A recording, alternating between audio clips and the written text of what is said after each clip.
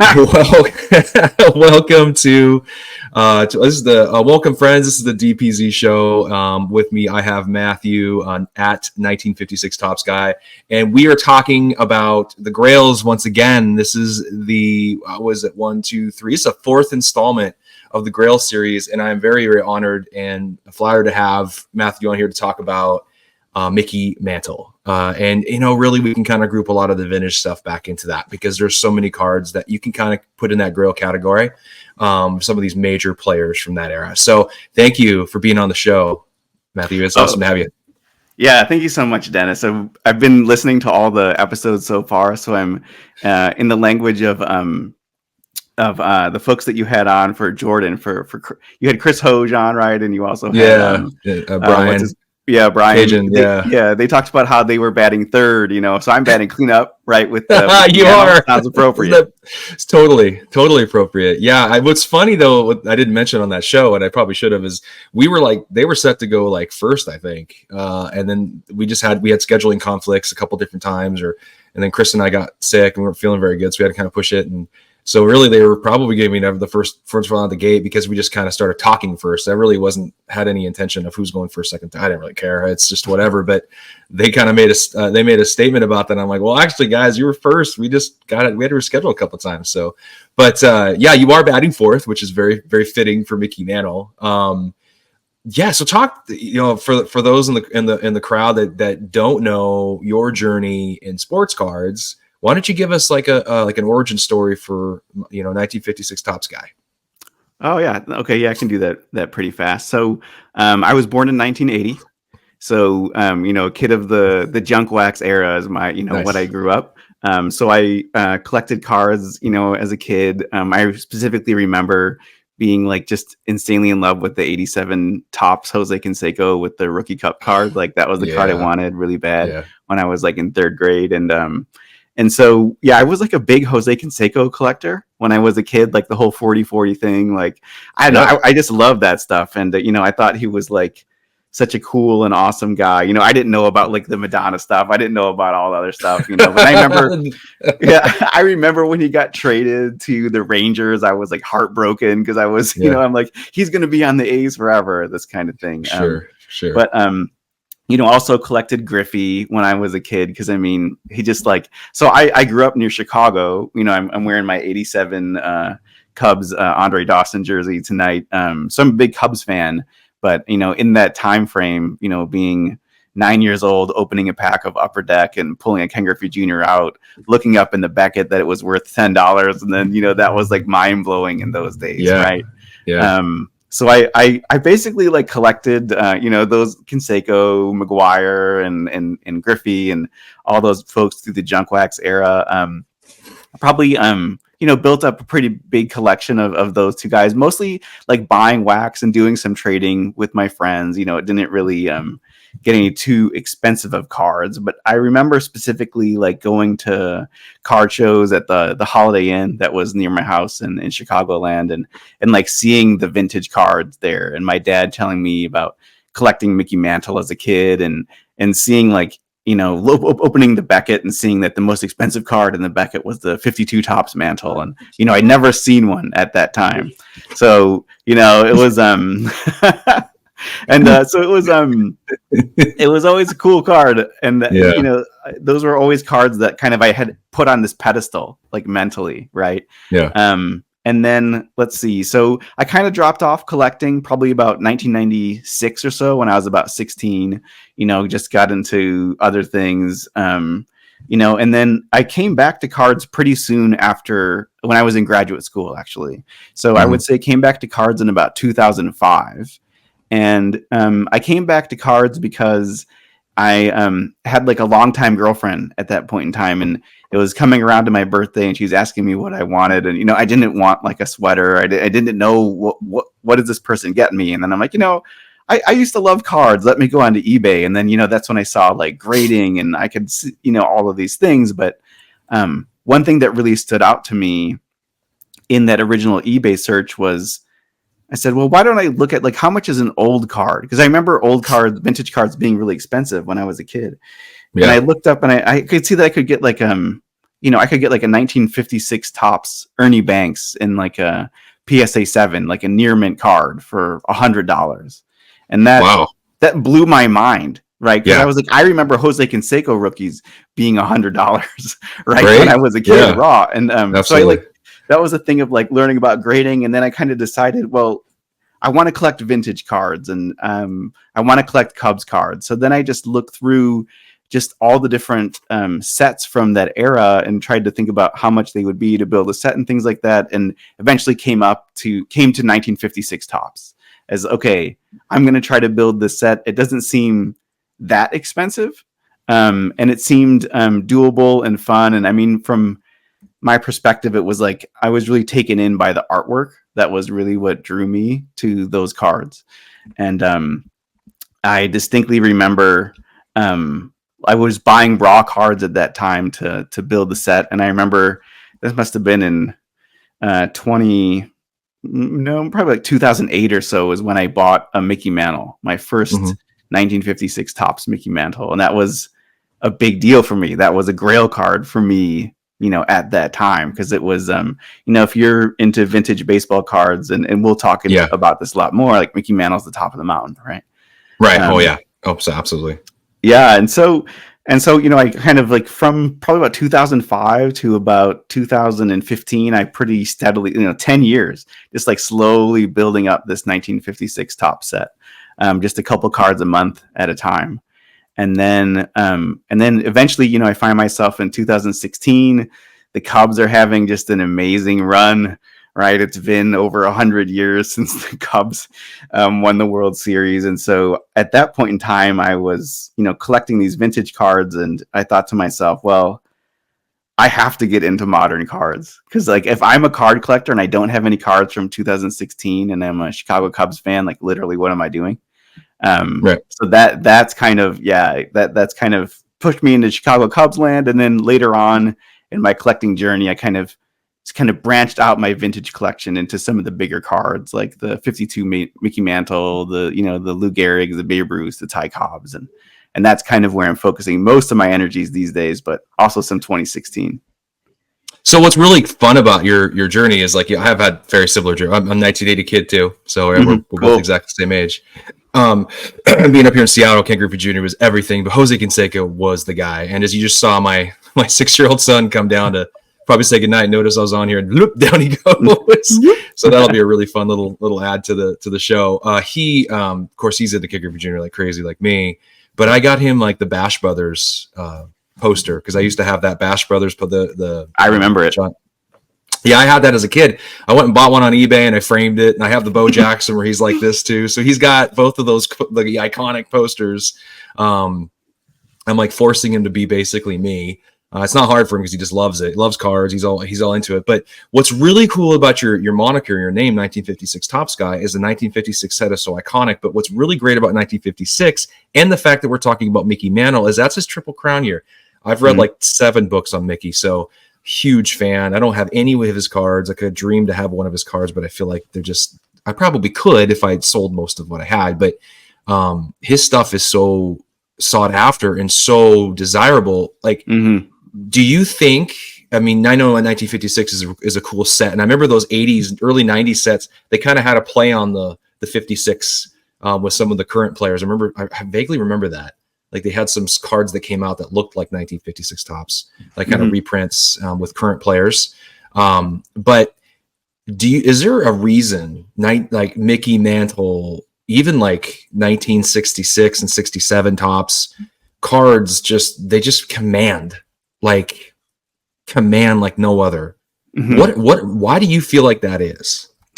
Yeah, so I really spent a lot of time thinking about this, and I'm not, I am a vintage card nerd. I'm not a total like Mickey Mantle like fanboy, but I do know a decent amount of them. And I think, part of the reason that Mickey Mantle plays such an important role in the hobby really requires you to think back to that time in American history, right? So we get out of World War II and we end up really in the rise of consumerism, right? When all of the GIs come back home, right? You've got all these baby boomer kids that are born in, 1946, like 1 year after the war ends. And so then you project, just a few years out from the end of the war, and then you've got Topps, kind of coming out with these gum cards that just look so beautiful compared to the Bowman cards, which I love those Bowman cards, but 1952 Topps created, a special moment, a landmark moment in the hobby. And then you have this landmark set that comes out, and at the same time, you have this player in the set in Mickey Mantle who, we'll talk about the card specifically, but, created such an important card of him that just looks beautiful aesthetically. But Mickey Mantle played a huge role in kind of post-war America in the sense that, right, the first televised World Series was 1947. But in that time frame, there was probably only like 10,000 television sets in all of America. But by the time we get to 1951, it's more than 10 million. And by the time we get to 1955, more than half the households in the country have a television set. And, right, baseball is at its peak in the American consciousness. And you've got this farm boy from Oklahoma who came in with so much hype to pick up like the tradition from Joe DiMaggio as the Yankees center fielder, right? And he leads them to these, like, he was in 12 World Series over the course of his career, and he won 7 of them. And right, he holds the record for most home runs in a World Series at 18, which I assume will never be broken, right? That's a record that will never get there. So he was like a winner.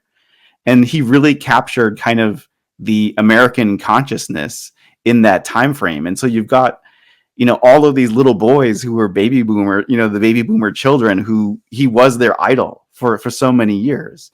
And it's so interesting because he wasn't the best player of his generation. That I would say that's Willie Mays, almost inarguably. He wasn't the most impactful from a societal perspective. That's Jackie Robinson. But he's kind of at this really important nexus of being this kind of farm boy that everyone could kind of see themselves as, who was this great hero in New York. And I think that's part of what creates the kind of the iconicness of Mickey Mantle within the hobby. So walk me through 1956 Topps for you. Why does that set hit you so hard? Why was that set so important to you and you needed to collect that one? Yeah, so it's a combination of factors for 1956 Topps. So number one, 1956 Topps represents the end of an era in cards, in the sense that it's the last card set where the images aren't photos of players. It's the last set where the images are artist renditions of photographs. So if you want to throw up the picture of the 56 Topps again really fast, the one that you had a little bit ago, because I want to show you something that's kind of a cool thing about that card. When you click on that guy, and let's see if we can see a big picture. It's taking a minute to load, but okay. That's a really good point. I never thought about that. It's actually these are artists' renditions of the actual photos. Yeah, and it's the last set. So 57 is the first set where it's a photograph, but 56 is the very last set where it's an artist rendition. And so what we see here, when we look at the mantle in a zoomed in image, you can see how it's an artist rendition. So number one, you see the ball is landing right in his mitt. He's making the catch, right? Yeah. If you look at the original photograph, he's actually like nowhere near the ball. He doesn't make the catch on this play. That's crazy. So the other thing that you can see is like, look at the guy right next to Mickey's hat who has the tie on. There's a guy like just to the left of Mickey's hat. Yeah, right here. Yeah, right that guy.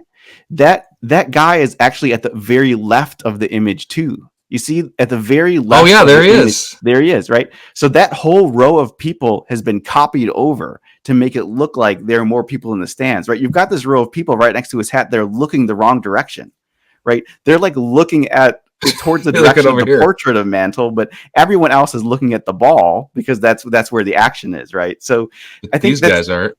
Yeah, exactly. Right. So all three of these guys aren't looking at the ball. This is insane. I never thought we'd be digging in this deep, but I actually never knew this. Yeah. So, but this is what makes it special, right? They've made an image that is it's more iconic than the real image was itself, right? They made a more fantastical image that tells a more compelling story than the original photo would have, right? Right. And I mean, and these are very, very expensive too. And so they feel like they hold some provenance within the collecting community, especially the vintage card collecting community.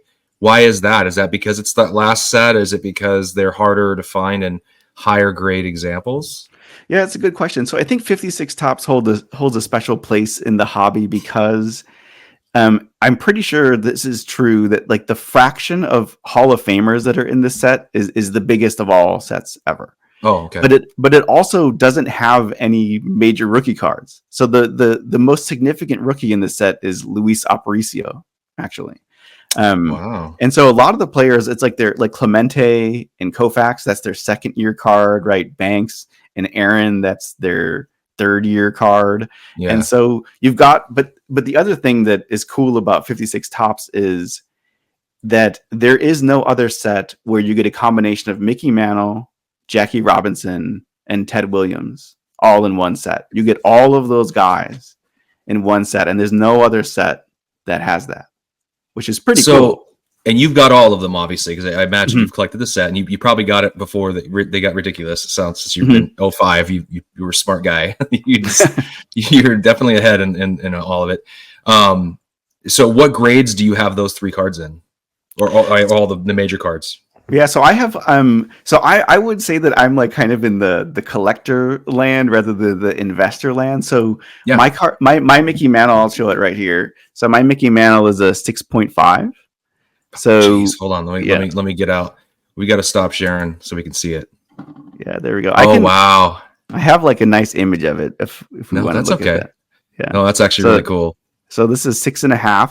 So this is kind of like yeah. So back in the day, it used to be that kind of like 7 and above was kind of considered investor grade. I think it might be different now. Like this 6.5 is a pretty expensive card. Like this is like you kidding me? Yeah, you could probably buy a house with a 6.5, right? I mean, I haven't looked at any prices lately, but I can't imagine it's cheap at all. There's no barrier to get there anymore. I don't see that going anywhere. I don't see that changing at all. I think those are the kind of cards where I think those are basically correct. They're going to be, the floor is established. Okay. And so you feel like you got into that card in a good spot, and you feel probably pretty good about that. Was that the first one you got, or did you go Ernie Banks first and then go? Yeah, Ernie Banks was the very first card that I got. And this mantle that I have is, I think it's maybe the 4th one. And I think that's another point I wanted to make. Like, maybe you had this discussion with some of the other guests about like, what is a Grail? Like, what does a Grail card mean?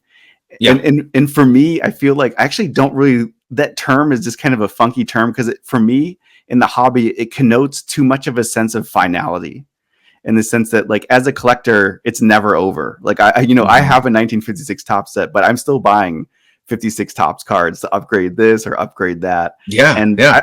I like to kind of think of it more as like milestone cards. Like these are cards that like they're a specific place where you get along this longer journey, but it's kind of like an important marker of I've gotten somewhere, and I think, like some of your previous guests have said, it's a card that can kind of stand alone as a foundational card. So like, it's a card that if you showed someone else in the hobby, they kind of will get a pretty good idea of like what kinds of stuff you collect just based on that one card alone, because it's so important, right? And so I feel like my first 56 Topps mantle was this raw card, but I remember like getting it in the mail. I remember so specifically, like just staring at it like all night, because I was so happy to get this card. And it really was, it was a landmark milestone in my progression within the hobby. That's a really great way of explaining it. I know I'm focusing so much on your 1956 passion and just vintage in general, and then baseball, and then we're talking through the card itself. So those are all really cool deviations. As you can probably see, at the very beginning, it was very poignant. Grail. We just walked through the cards, and then it's like, oh, let's have some discussions about all kinds of cards. And there's 3 different levels. And then the third one, we're talking about all kinds of things, and not even Grails anymore. And there's some people going, I thought this was about Jordan Grails. I'm like, I'm sorry, guys. I know we kind of went off the handle, and now we're just talking about 1956. I mean, this discussion definitely can have some formation and some guidelines and bumper rails, but ultimately, I want to talk about the Grails, but I think with Mickey Mantle, there's like a couple. So it's going to be kind of hard to talk about one card forever. His Grail card is his 52 Topps, and I just don't think there's really much else out there. So the bigger discussion, I believe, and I wanted to have with you is just that time frame, 1956, the cards from that era and why they matter so much. And we've kind of covered some of that. And then talking about what your personal, 1956, that's a big deal. That's cool to uncover that. But your comments on Grails is interesting. That's the first time I've ever heard it being presented in such a way, because you're right. The finality of any collection, no one's really ever done. I can't imagine. I think I have one card I've had for more than a year in my PC. I mean, I keep upgrading it and turning it into something a little bit better. And it's like you have to shift and change and trade and consolidate to do that. And then to the point where you're buying, very interesting cards, like I was talking about at the very beginning of the show. Like, I'm going to do this, but then I'm doing this, but then I change my mind. I'm going to go here, and but that's kind of the fun of it, right? And the fun aspect, the interesting aspect of that is you can change and shift, and you can pivot, and then you can sell it, and then you can kind of start over, right? There is some liquidity to it. You're not always going to get what you pay. And I feel like as collectors, sometimes we just kind of look together like, I got a little bit less, but that's okay. I'm going to apply it to this and it's going to all work out. I've kept a spreadsheet, and I've said this to some certain people. Like I have it down to the penny, like of what I've spent since I got in, what I've sold, and where I'm at, and what's, my conservative worth of the PC as it keeps changing. And I know exactly where I'm at, what I've spent, and what I would literally have in my bank account right now if I hadn't done X, Y, and Z. And in a fire sale, how much would probably lose, which you never want to do anyway. So I've tried to approach it from that perspective. I think, and certain collectors are like, I couldn't do that. I buy too many things. So you got in early. So you've probably so talk to me about, before we get into the Grail conversation with Freudian slip, Mantle. Talk to me about, like, you bought all these 56. Did you put your whole set together before the boom, or were you still trying to accumulate through the boom? Or did you take advantage of maybe selling some lower stuff to get some bigger, to kind of upgrade your set and take advantage of some of the stuff you had? Yeah, it's a great question. So yeah, I had completed the set, I would say in 2015, 2016, I was kind of done with the set. But there's always, at that time, I had all raw cards, except for a few slab cards I kind of picked up on along the way. And then I was kind of at around 2016, I was like, you know what? I think I want to make sure that all of my Hall of Famers end up in some kind of a graded, this kind of graded card, just because if something were to happen to me and somebody wanted to sell, it's just a lot easier to not get shafted if the card's been graded, right? Absolutely. And so I ended up at that point, like, submitting a bunch of my cards to PSA and SGC. Some of them came back with grades I was happy with. Some of them came back with grades I wasn't so happy with. But at that time, like, prices were kind of steadily rising, right? We hadn't really hit the 2020, huge ramp up. And probably from 2016 to about 2018, I replaced most of my Hall of Famers with PSA around, between like 6 and 7 for my key Hall of Famers. And in doing that, basically, it's really easy for me as a collector to be like, look, I have this Mickey Mantle that's a PSA 5. I really like this PSA 6.5.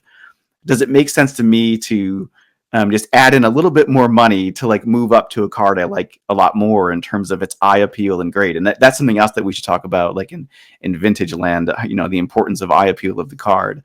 And for me, that was always easy, because I'm like, okay, this card's gone up a lot in value. I'm happy to, like, sell it off, put a little bit more money in, and then upgrade to, something that I like more. But, the same card, just either a higher grade or better eye appeal. So I kind of did that, which was kind of me selling off stuff, but also me putting more money in to, like, really get the examples like I really, really wanted. And so that kind of happened pre-pandemic for me. That happened pre-pandemic, and so you kind of rode the wave through the pandemic. So when you completed the whole set, was it raw, or did you get it all graded, or you just got the Hall of Famers graded? That's the only. So right now it's a little bit of a mix. So all the Hall of Famers are graded, and some of the key other players like Billy Martin and some other folks that aren't in the Hall of Fame but are big players, they're graded. But then for me, like, I didn't really see an advantage to, like, having all of the commons. So there's 342 cards in the set. And I'm not going to spend 300, I'm going to grade 300 common cards. Like, that doesn't make sense to me. So actually, I have them in a binder. and I can just flip through that thing and, you know, look at all the cards in the set. It's really fun. I mean, I like that is fun. Yeah, I like it for the art. I like, you know, it's fun to like take the card out and you get that kind of library, kind of old paper smell, you know? Yeah. Yeah, that's cool. Yeah, that's a whole different kind of experience. But I think it's smart too. I think people, 300 is a lot. Especially with the prices, even before when they're cheaper, that adds up very quickly. I just and the physical volume that it would accumulate in my house of like 300, you know, graded.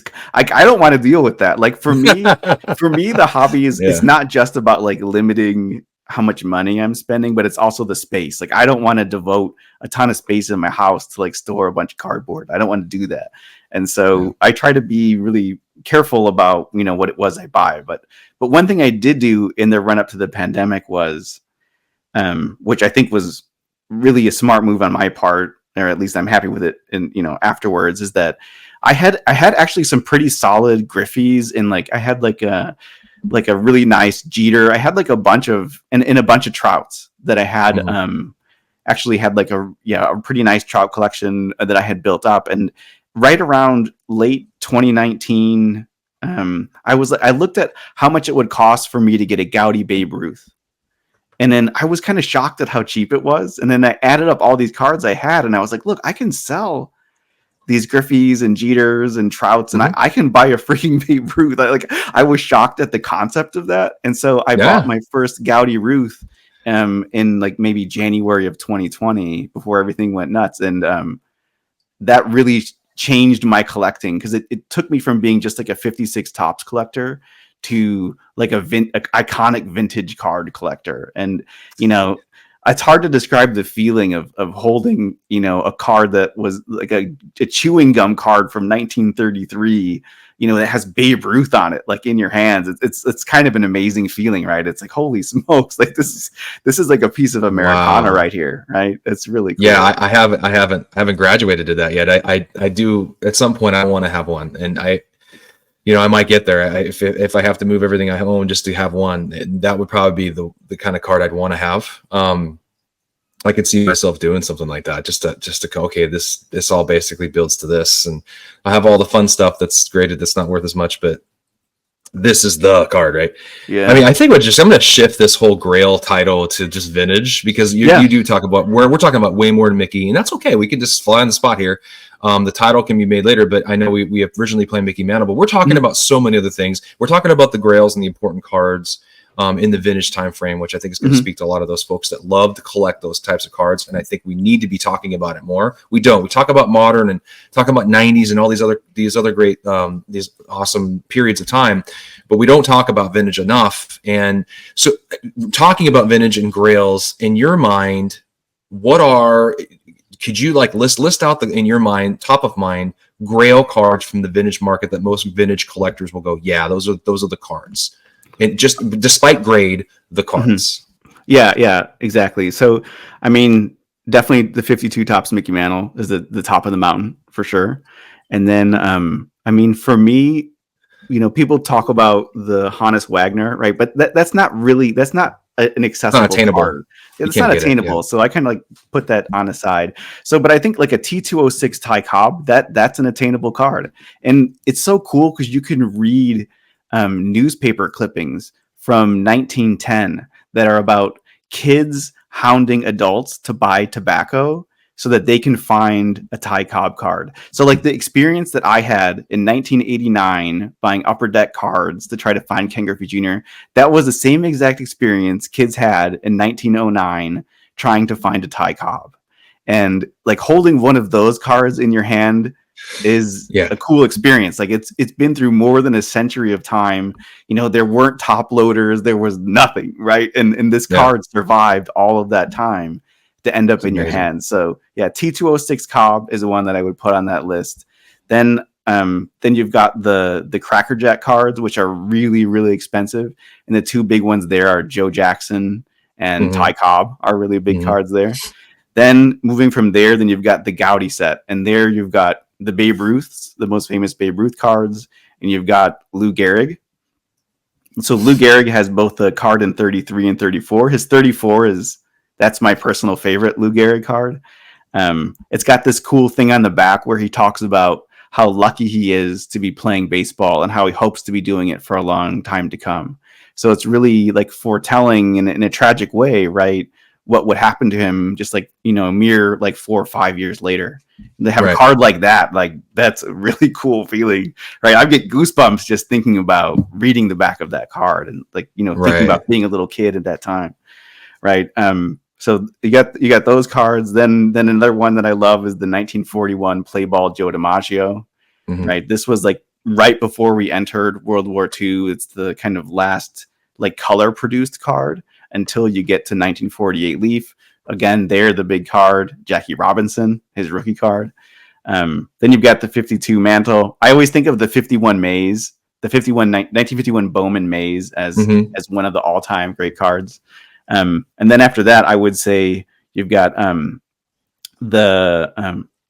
actually was put 1949 Bowman Satchel Paige. Satchel Paige only has 3 cards. And one of them is a 48 Leaf. That's a high number. I think there's like less than 100 of them. They're basically an impossible card. But I'm a huge Negro League baseball fan, and Satchel Paige is such a big part of that story. So I love that card. And then from there, I would go with the 1954 Hank Aaron. Right, Hank Aaron's rookie card is a beautiful orange card. Absolutely, yeah. And then I'm a Cubs homer, so I also love the 54 Banks. So those are the ones that I would rattle off, on the spot as like my iconic vintage cards. So do you feel like vintage keeps going into the 60s, or is that getting to be, sort of Bronze Age, or like, is there, how do you look? People have a different, people that call 80s vintage is kind of, that's way out of whack. But people that talk about 60s, is that still vintage in your mind? So I think it depends on sport. So I think basketball, I would say 61 basketball is definitely vintage basketball. But for baseball, I think vintage baseball for me ends at 1980. But the iconic vintage, I think of as like 1956 and earlier. Obviously, like I'm a 1956 kind of guy. That's my name. So for me, So for me, the iconic baseball cards are really 1956 Topps and earlier. But there are some really important cards later, like the Nolan Ryan rookie and things like this. But for me, because the art is such a big part of it for me, that's why I'm really drawn to the cards that aren't photographs, but are really artist renditions. And that's kind of where, at least for me, where I get the most like special feeling, like looking at the cards. Yeah, I feel like in the 60s, what started happening is you get these like rookie all-star cards where the rookie, the important rookie card is it's coupled with some other random players. Unless you're like in the late 70s and like with the Paul Molitor and the Trammell and some of those cards where you have a couple of them on the same card, which is pretty cool. But you got, like you think of Mike Schmidt, you got all these like 73 Topps. You get these sets where the player, it's not just it's a player and a couple other people. That to me always kind of bugged me, like I'm a huge Johnny Bench guy, right? My dad's favorite player. I've owned a couple different 69 Topps. I've had a 68 and a 69. I had a 69 just recently, a PSA 9. I had to move it to do something else. I never thought I would, but I really had to, which is talk about collecting. I thought I would never move this, but I figured there's 100 of them. I'll snag another. But I had a PSA 9 recently and then a PSA like 7. At the very beginning, I had to go get that card. It was one of the first ones that I needed to have. But I feel like that 69 Topps, the rookie cup, is I know 68 is like rookie card, but with the other guy, it always bugs me. Like I want the one with just him. It looks better, feels better. What are your thoughts on stuff like that in the 60s? So I think I totally agree with you. Like if someone said, "Hey Matthew, like pick your favorite bench card," I would say the 69 Topps with the rookie cup. Like by far, easily. Same with I don't really like the Pete Rose rookie. I would rather have his second year card, his 64. Right. The other thing is that like for me, and I think Mantle is emblematic of this point, that like I think rookie cards are just too highly weighted in the hobby. Like I don't really, for me as a collector, I try not to be too let that drive too much of my thinking. Right. Like the 52 Topps Mantle is the perfect example, right? His rookie card is the 51 Bowman. Like undisputably, that's his rookie card.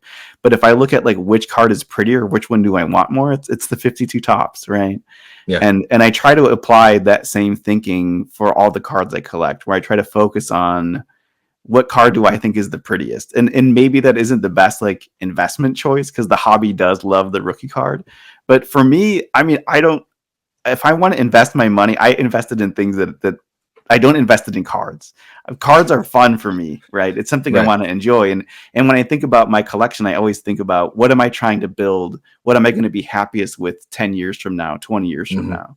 There you go. So that's where, have no intent. I have a 1952 Topps mantle. I have no intention of selling that. Like that's the cornerstone card of my collection. And maybe one day there'll come a moment where I upgrade it to someone with maybe better eye appeal or a better grade. But like that I'm not going to turn around on that milestone and take a different path like that. I'm going to keep going in that direction. So why do you, so pretending someone who's watching or listening has no idea why 51 and 52, there's like this desirability over the 52, well over the 51. Why is that? Oh man, it's I think it's this combination of things. It has to do with so obviously 1952 Topps is the first set that Topps put out as a chewing gum card. So they had these kind of like playing cards that are called red backs and black backs that are from 1951, but 52 was their first real set, and it was like wildly popular among kids like in that time frame. And that coupled with like the hype of Mickey Mantle, this rookie, and how well he would perform in the subsequent years, drove a lot of demand. And so, frankly, for me, it comes down to aesthetics. The populations of the cards are pretty similar. The 52 Topps has a little bit lower population than the 51 Bowman, but it's just a stunning card. Just like, frankly, it's gorgeous. And that for me is the big reason why that's a 2, and you see, like, you got a little Mike Baker sticker on there. Shout out to Mike Baker. Missed you at the trade night there, guy. But that thing looks amazing. And this also comes back to there's a conversation I was having with a friend of mine in the hobby about, and he has some vintage cards, some Gaudis, and he had a mantle. And he's nervous about buying the higher grades now because of some of the trimming and some of the doctoring that might have gone on with some of these vintage cards that are in high grade. And there's a lot of people. There's a handful of there's a good amount of people out there say anything high grade it has been tampered, has been dressed up or manipulated in some way or form. I mean, what are your thoughts on that? Do you feel like that's prevailing thought in the vintage circles, and is that something to be considering when you're looking at cards? Yeah, it's an important to consider. I mean, from my point of view, what's cool about these cards is they were never intended to be valuable. These were children's toys, right? And these were meant to be played with, right? There weren't top loader. You wouldn't open a pack really carefully and then like put it in top loader. You would like literally like tape these things to your wall, right? I know. So it's kind of shocking that cards that were produced in that era would be PSA 10s, right? It's like kind of a shocking concept that, it's like you look at the 52 Topps mantle, the PSA pop is under 2,000. You got to imagine that like millions of those cards were produced, but most of them were destroyed, right? And they were just kids were playing with them. Kids were playing with them. They were toys, right? And so at least for me, I mean, part of it is that like I don't think I'll ever have the money to buy like a high grade 52 Topps mantle. So I think my advice to people who are interested in vintage cards, to remember that what you want to buy is the card, not the grade, right? The grade is a thing that has been assigned by a company. It's helpful because it kind of sets what the valuation should be. But if you look at the prices realized in vintage cards, there's a huge, like I have a PSA 2 52 Topps mantle. The range of the prices realized for a 52 mantle and a PSA 2 are huge. And that's because the eye appeal varies so much in that technical grade. And so what you want to do is, we don't know, in 10 years from now, like grading could be entirely different. Like grading could be a completely like robot process, and it could be that some other company comes and wipes PSA out. I don't know. But what I do know is that the card isn't going to change. So I might, get my card graded by some other company, but the card itself isn't going to change. And so that's the thing that you want to buy. And you want to buy something that strikes your eye as appealing. Like, what is it about the card that appeals to you? And chances are, like, you're not alone in that assessment, right? Yeah. And so I think, of course, there's always going to be concern about whether a card was tampered with, and I don't think any of us can be 100% proof positive that a card that we have. I'm sure that I have cards that have been. I can't tell. The grading company says they haven't been, but I can't be sure of that. All I can do is try to trust my own eye, right? And like be confident in what I'm doing, and that confidence comes from knowledge and experience. That is a good point. Sometimes you're just gonna have to. This is what it is. A lot of people say most cards are, and you're looking at a PSA 10, this specific PSA 10s. You just kind of wonder, but I don't know. I feel like that's a rabbit hole you can go down, and it can kind of ruin the experience for you. So I try to not play in that area. So you have 80s cards, I imagine. So it's not vintage technically, and we are kind of deviating from the Grail concept, but we just kind of walk through the Grails. So we're kind of, we'll just this is going to be a combo episode. It's a Grail series episode about vintage, but it's also a little Origin Collectors Series show for you, 1956Topps guys. So in your collection, in your PC, I know the Mantle seems to be pretty high on the list. It's like, do you have like a list of cards that matter, that are not like in the 50s or the 40s, and they're not a Ruth or Gehrig or anything like that, but they're like 1980s cards? Because I think that's where we all kind of started. Like when I first got back in, I went back and got those cards because those are the cards I wanted, and then I learned about 90s inserts, and then I the first card I bought was a Griffey, and at the first few cards I bought were all Griffies. I just wanted to get Griffey, and then I got all these other cards, and I bought all these different things, and then and I basically came right back to where I started with Griffey, and I'm like, I'm just going to stay in that lane, and that's what I did. And then a little bit of Kobe, a little bit of David Robinson, who's my favorite basketball player when I was a kid.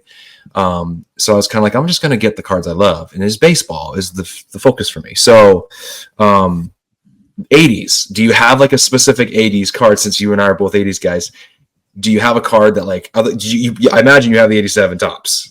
You've got to have that. You've got to have that Canseco Rookie Cup, right? So Tiffany or no? So that one I just have the normal like base one. I have it raw. I still have the I didn't. Nice. That isn't one I went back and bought one. So one project that I did that was really fun was I went and I got like a Cubs card. I got one Cubs card for every set from T206 to 1991 Topps Stadium Club, which was a really fun project. So cool. Wow. Yeah. You get to see the evolution of cards. Just one card from every set. And, in that process, one card that I found in love with was it's the 1984 Donruss Ryne Sandberg. That's a nice card.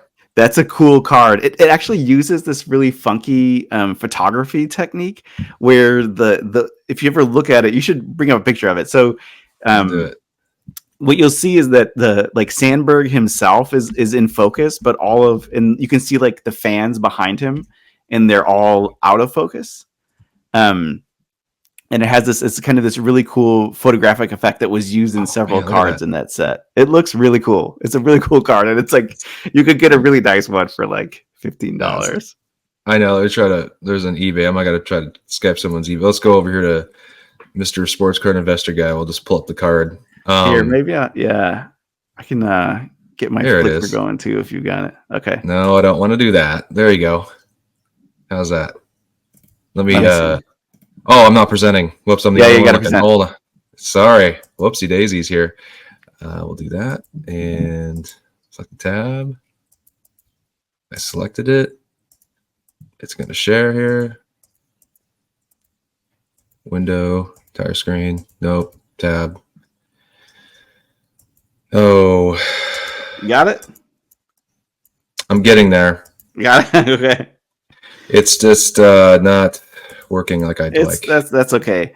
So so what you'll see is that Sandberg himself is in focus. All of the fans, everything around him are very, very out of focus. They just look like these blobs. And I think the style of photography, it's called catadioptric bokeh.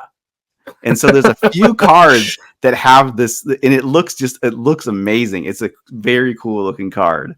Nice. It's okay if you can't get it. Yeah, I don't know what's going on. I was trying to find the right way to do this, but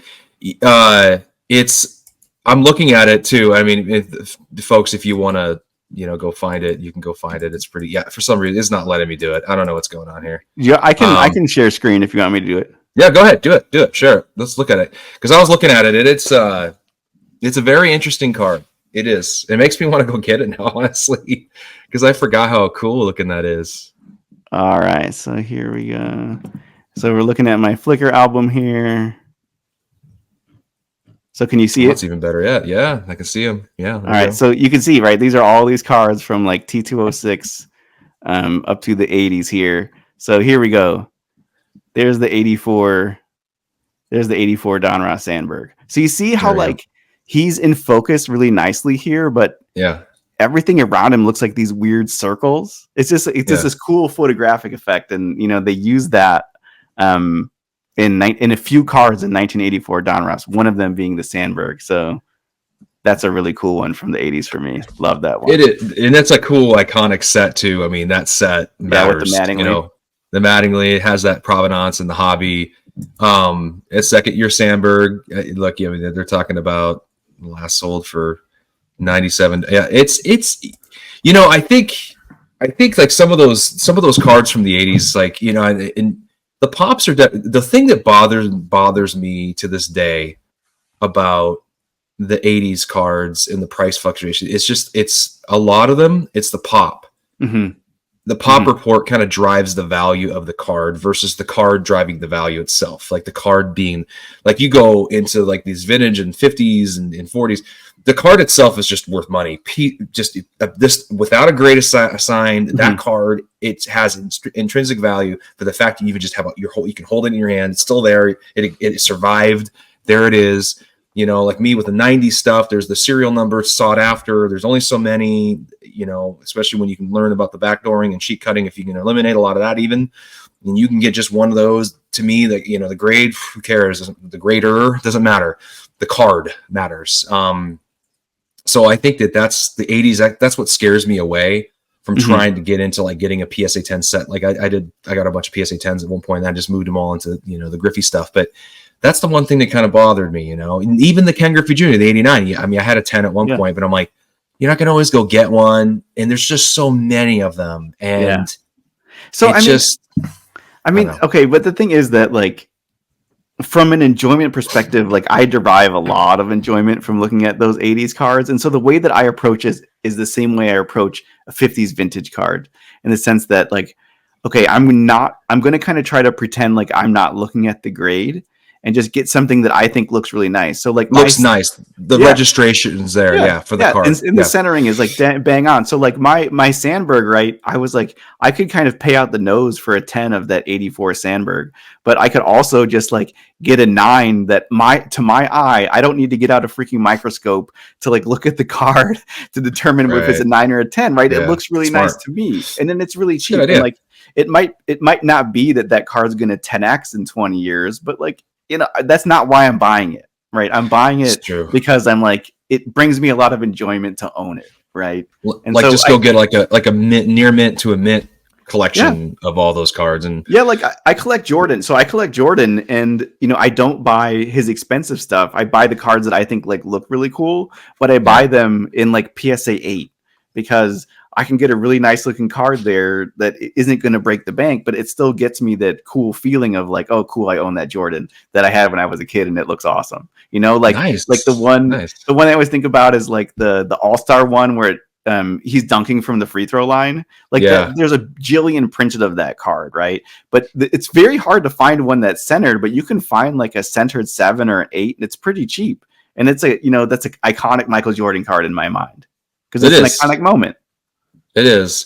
For a second there, I kind of got, I was inspired to maybe do an 87 sticker set, just go get it in like 7s or something like that. Cause you can go get them for like, cause I was at an LCS and there's like, there's like 6 or 7 of them there already there, graded 7. You can buy them each for like $10 a piece. It's like nothing though. We didn't want anything for them, but you're like, I can just put together a 7 set and try to just find the best 7s you can find. And then, and then you have to go on, but then you go on eBay and everybody wants all this money. It's like, why do you want so much for the 7? And then it gets kind of ruins the fun. But, there is something to that. I mean, finding the card that looks the best, finding the iconic stuff, but not worrying about the grades so much. That's good. That's a good point. That's a really good point. Well taken. Hey, this has been a blast. I appreciate you taking time to jump on. Yeah. So like, and where are you? Or do you jump on podcasts very often? Are you associated with anybody, or are you just an Instagram guy posting your stuff? Like, where do we find you if we want to find you after the show? Yes, I'm mostly on Instagram at 1956Topps guy. A few vintage buddies and I have a podcast that we do. We do an Instagram live every 3 weeks or so, and then we record it and put it out as a podcast. It's called we call it Rough Cuts because vintage cards often have a rough cut because they weren't cut with the very precise cutting tools. So so we do that, and I really cool. Really appreciate you having me on here. Love talking about vintage cards, and I really love, if people want to talk to me, get my opinion about whatever card, this or that, happy to share the things that I've learned. Of course. Well, thank you so much, Matthew, 1956Topps guy. We talked about Mantle. We talked about Grail stuff. We talked about his collection. Kind of wrapped it all into one episode. This is a collector's series. It's a collector's episode. I try to make it all about that for the most part. So there's no real rules. We just talk about cards. So thank you so much for jumping on. Anybody have comments or questions, just throw it in the comment section below. Like, subscribe, all that stuff. Go find Matt on Instagram and follow him. Jump on the Rough Cuts live if you can. If you're into vintage, I hope you are. I'm glad we're finally able to talk and focus some attention on that segment of the market and the collector base, because I know so many people do, and they're so passionate about it. And it's such a cool segment of the hobby. I'm fascinated by all of the hobby, and this particular segment with baseball, to me, that speaks to my heart. So thank you so much for taking time tonight to talk vintage cards and Mickey Mantle and Grails and everything else. Yeah, thank you so much, Dennis. Really appreciate it. Yeah, sounds good. Well, we'll see you guys all next week, and we'll have another show for you. I'm not really sure who's going to be there yet, but we'll figure it out. Anyway, everybody have a safe evening or day or whenever you find this episode. Probably going to find it on Saturday. We're recording this a little bit earlier, but again, like and subscribe, comment below, and Matt will get down there and answer any questions you might have, as well as myself. And have a great hobby experience.